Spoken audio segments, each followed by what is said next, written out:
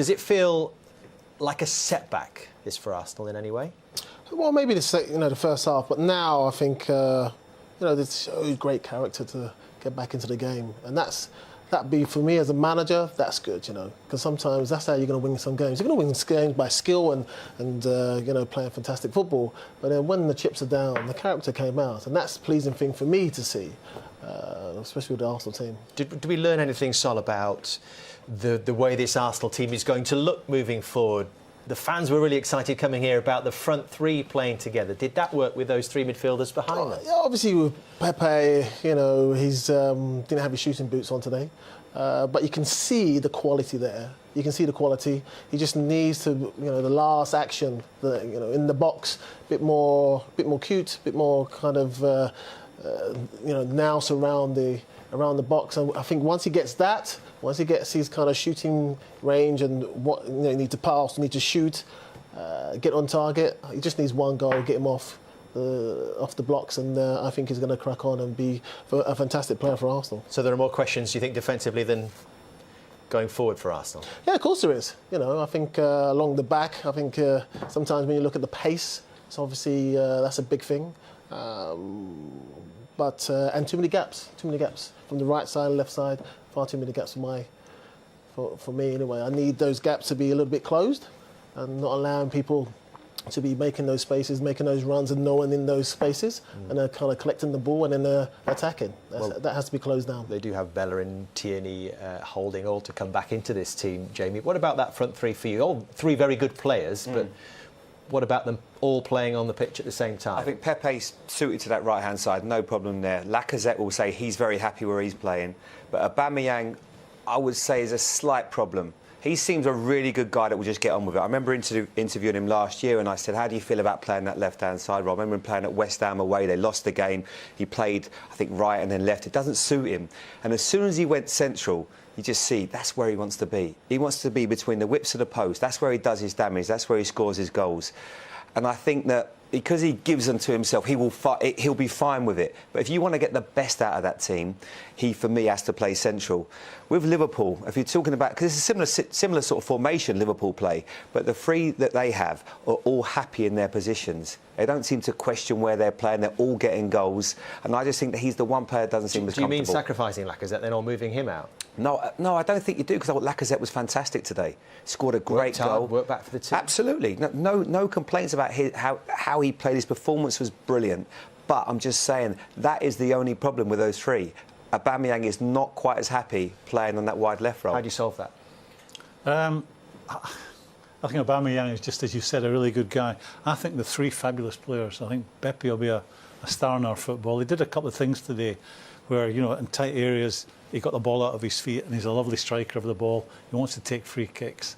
I think we'll get lots of goals in our football. Can you imagine, them away from home when teams are coming after them and they're sitting in and any one of those gets it and got space to run into? I think they'll score lots of goals between the three of them. Lacazette's finish today was sublime. Aubameyang's finish was sublime. And Pepe will get goals like that as well. He'll get all sorts of goals. They'll be a real handful for anyone. Whoever they play against, you've got to be wary of them. What do you think the future of Arsenal looks like with those three?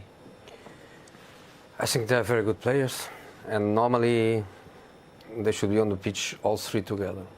All they are saying, I think they're all right. When Jamie brought to the conversation the example of Liverpool, I understand exactly where he wants to go. I think Aubameyang probably he likes to play on the middle because he feels that he's on the middle that he can score more goals. But maybe he can score as much as goals playing on the left. What happened in Liverpool is that Firmino drops in between the lines.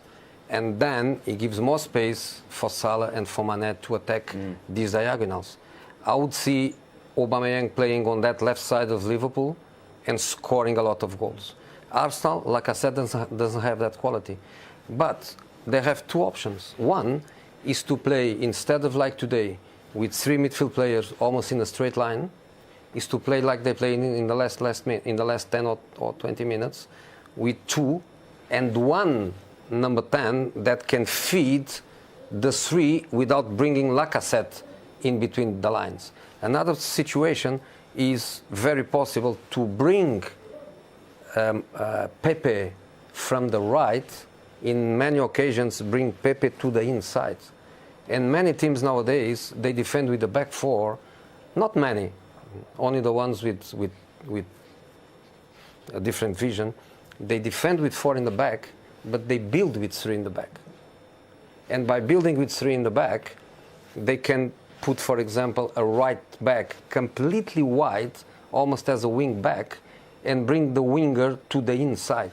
So if Pepe plays more on the inside, he can feed more that diagonal to Lacazette to do what Guendouzi did for the last goal. Pepe doing from the right with his left foot, finding Aubameyang on that diagonal. So they have lots of options. These three players are very good. They had on the bench Mkhitaryan, Ozil, Ceballos, that are players also to give things.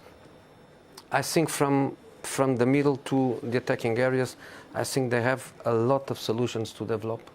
Interesting. I'm sure Arsenal are watching and listening. Easy one to finish, Jose. Who finishes higher, Arsenal or Tottenham?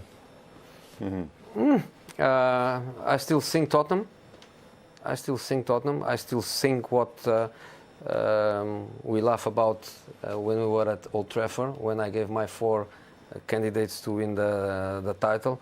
I would say definitely City and Liverpool, and then Tottenham for me is still the third best team. But I like many things on the Arsenal squad. Sol, who's finishing higher? I think you have to look at how the season develops for both teams. I think it's too early now to see.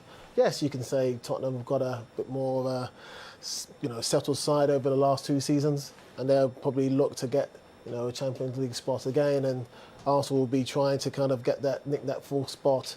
There's Chelsea there as well. But I think it's too early. It's far too early. Long way to go. Long way to go. Chair, Sol.